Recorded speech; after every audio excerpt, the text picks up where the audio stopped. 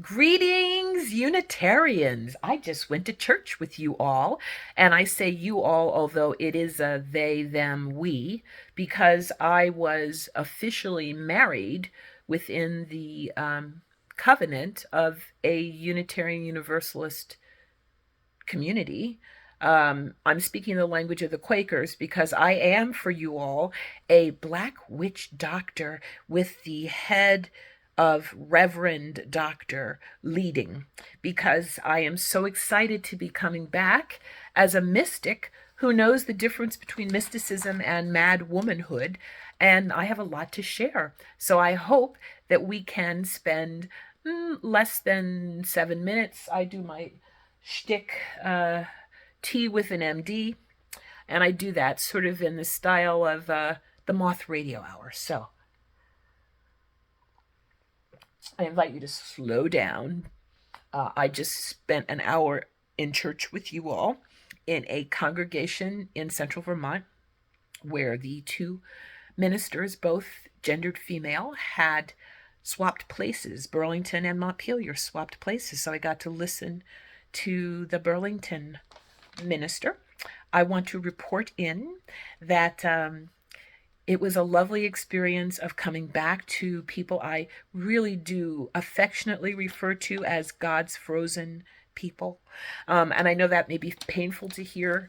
As the minister speaking said, there's cringeworthy pieces of how we're all interacting.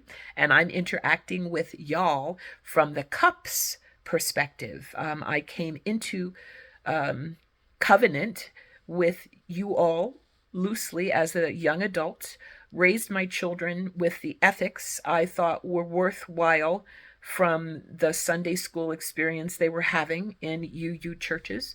They often went to UU summer camps. That is where I began to experience a failure of following through on the commitment. My second born gendered male, BIPOC, white-ish, but actually not able to pass the way the older offspring in my family is able to pass for white. I married in your community a Irish Catholic man. That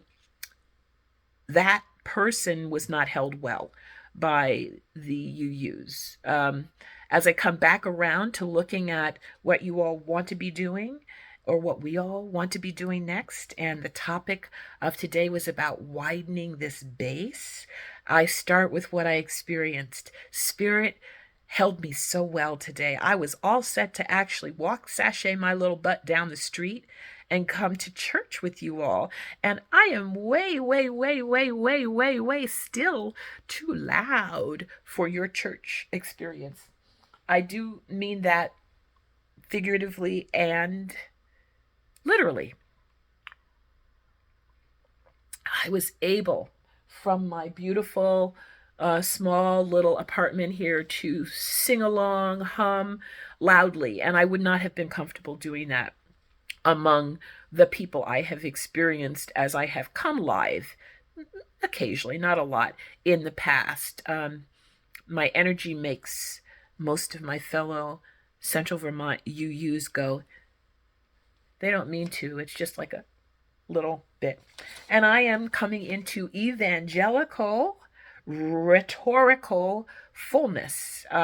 So I will sprinkle myself on you lightly and not overstay my welcome. And I come to you having spent a good 15 years of conscious exploration of what I considered the most likely white people from Protestant roots to be able to support social justice issues. Those were not UUs. Those were Quakers. So I went to my Quaker people, and Spirit spoke to me regularly and loudly in that minute that you have where you can sometimes listen to Spirit. Well, Quakers have a whole hour of it. And in that hour, one of the first things I ever heard, mystic that I am, channeling real connections, heart, throat, heart, to all of this, was George Fox saying to me, "Don't frighten my sheep." Okay.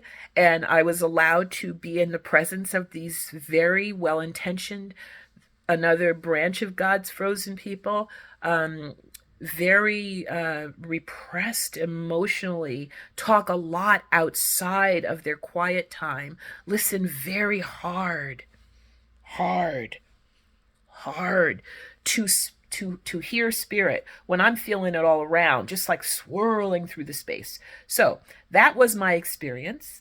In Burlington, I was released from my missionary work with my Quaker brethren as an attendee when George Fox again said to me, "Thou hast no further obligation to my people."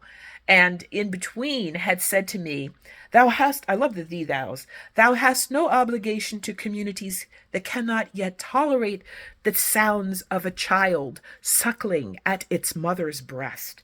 Whew, when I get the messages, they're big.